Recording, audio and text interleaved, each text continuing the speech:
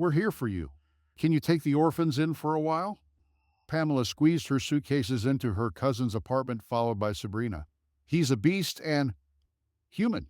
How could he do that? Pamela emotionally told her sister the reason for her sudden visit, but Shelley helped her bring her things in completely, uncomprehending. So what happened? He kicked me out. Can you believe it? And he wanted to take Sabrina, too. He can't wait. Why would he do that? I don't know. I don't understand at all. I guess he doesn't like her at all. Pamela wiped the sweat from her forehead and the tears that came to her eyes. Shelley led the guests into the kitchen and put the kettle on. Tell me, did they fight before or something? How can a man just kick his wife out of the house? We didn't fight. That's the point in a nutshell.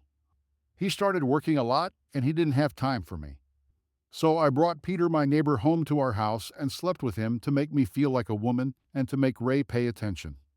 So he came running and got mad as hell, threw Peter out naked, and made me pack my things. I told him why I did it, to make him jealous because I love him, but he wouldn't let me. I guess nothing gets through to him. What kind of weird way is that? So I'll stay with you for a while. I have to get on with my life. Sure, go ahead. Pamela was very emotional, loudly discussing everything she saw, while Sabrina was the opposite, quietly and calmly painting for half a day. I'm off, Pamela said this morning. Where to? And Sabrina. Oh. Sabrina, you'll sit with her, okay? And without waiting for an answer, Pamela dashed out the door. Shelley had to take a day off work, so she wouldn't have to leave the baby alone. Shelley's husband Thomas returned from a business trip and was very surprised why Shelley had to babysit her sister's child while missing work. Well, Tommy, she's got to rebuild her life somehow. I'll help her. All right? That evening, Pamela came in looking different, with a new haircut, manicure, and overly tan skin. How was it? The girl spun around in front of the couple and her daughter. You and I skipped work so you could go to the hair salon. Shelley was slightly perturbed, expecting her cousin to go looking for a job. The barber shop? Are you out of your mind? A beauty parlor? Who? I feel refreshed. Peter grinned into his plate at how Pamela completely missed the point of the complaint. And guys, my back hurts and your couch makes it hurt even more. I'm going to move to the bed, okay? Pamela dashed into the room, to the bewildered stares of the couple. You won't let her with you? Thomas slipped hopefully at his wife. It won't be for long, Tommy, and a bad back is serious. How can I say no? All right, back home, I guess. The next night, Shelley came home to find a strange man and Pamela in the kitchen. Where's Sabri? Oh, Sabrina, just a minute, Bill, just a minute. And Pamela, in typical Pamela fashion, stormed out of the kitchen without explanation. Asterisk, asterisk, asterisk. Hi, Bill said awkwardly, and they remained in awkward silence. As if scripted, Thomas walked in and saw his wife with a man at the wine table. All three of them only had time to open their mouths to say something, but then Pamela and her daughter came running in. Oh, I see how awkward this has gotten, she laughed. Don't worry, Tommy, it's for me. I was just picking up Sabrina from your neighbor's house. Your neighbor Shelley had a lot of questions for her sister, but she asked this one. We got to talking, and she agreed to be beeped Sabri. She's a kind old lady. You don't have time. Come on, Bill. Still just as quickly she left, with Bill leaving Sabrina, who didn't seem surprised by anything. What was that all about? Thomas stood in one place, unable to keep up with events. While the man moves on, Shelley shrugged. A couple hours later, Pamela burst into the sleeping couple's room. Can you believe that bastard left me because I have a daughter? I mean, he was fine with it before bed. Pamela, we're sleeping. Thomas was getting angry. I can see that. How am I supposed to sleep? So here we go back to square one. Asterisk, asterisk, asterisk. I'm going on a business trip tomorrow for a week, so she won't be here when I get back, Thomas said as Pamela left the room. Shelley didn't know how to hurry her sister to get her life together and leave them. She had asked in the morning if she was going to look for a job. What kind of job, shall you'll say? First of all, I've got a little girl. How am I going to leave her? And second, I'm made for love. She smiled broadly, and she'll realize that she wasn't going to leave.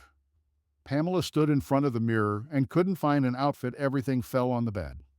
Not thinking long, she opened her cousin's closet and began to measure her clothes. Finally, the reflection in the mirror took a satisfactory look. She walked out to her sister and spun around in front of her. Why are you wearing my dress?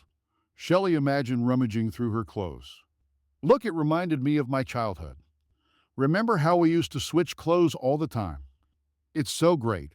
It's like a closet automatically multiplied by two.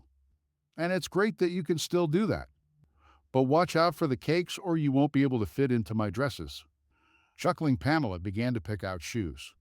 Shelley felt a little uneasy, but seeing how easy her sister was taking things, she couldn't help but wonder she was just overreacting and everything was fine.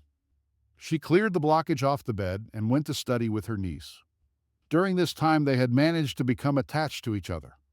So she'll no longer paid attention when Pamela ran out of the house without remembering her daughter. Thomas' arrival was approaching and Shelley was worried that she hadn't kept her promise. She knew how angry he'd be. Pamela, how are you doing? How are you doing? How's your life working out? It's not working out at all. One guy doesn't have an apartment. One guy doesn't get enough money. One guy refused to leave his wife. Why did you go on a date then?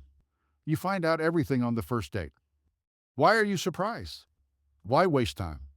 Of course I like your place, but I want a bigger place. Shelley decided to support her sister in her endeavor. Maybe there are some acquaintances you haven't thought of yet. Pamela thought deeply. You're right. Thanks for the hint because I thought you didn't understand me at all. You just wanted to get rid of us as quickly as possible. While Pamela was widening her search the next day, the doorbell rang. Pamela's husband Ray stood on the doorstep. Shelley knew him a little. Hi, Shelley, help me out. I can't find where that Pamela ran off to. I don't care about her. She took her daughter with her and blacklisted me.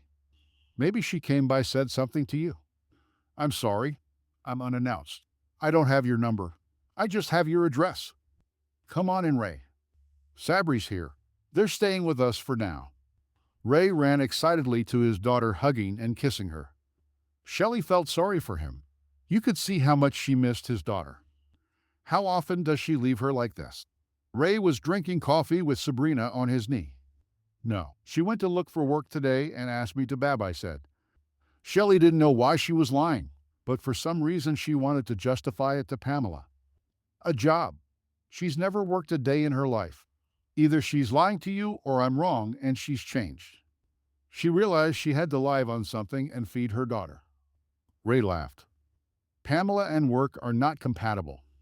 Shelley, please, as a father, let me know where they are. I'm having a hard time without Sabri. I'm going to try to get her to see me in court. That's the only way I can get that nut job to see me. Otherwise, she's going to get nervous, and I don't want that in front of my daughter. I just steal her now and be done with it. Ray looks lovingly at the child. Okay, I'll let you know if there's anything. Ray thinks Shelley left. She decided not to tell her sister about the visit, so she wouldn't yell at the whole house. When Thomas arrived and saw Pamela's things, he grumbled at his wife. But she assured him that her sister had a plan and would be leaving the family nest soon.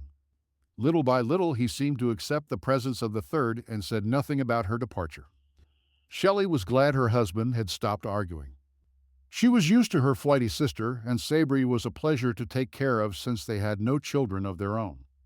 When she got home early one day, she heard a strange commotion in the bedroom. The door was closed. Sabrina was sitting in the kitchen drawing. Sabri, hi, is someone in Mom's room? Yeah, Thomas. Shelley was stunned. Her legs carried her to the bedroom.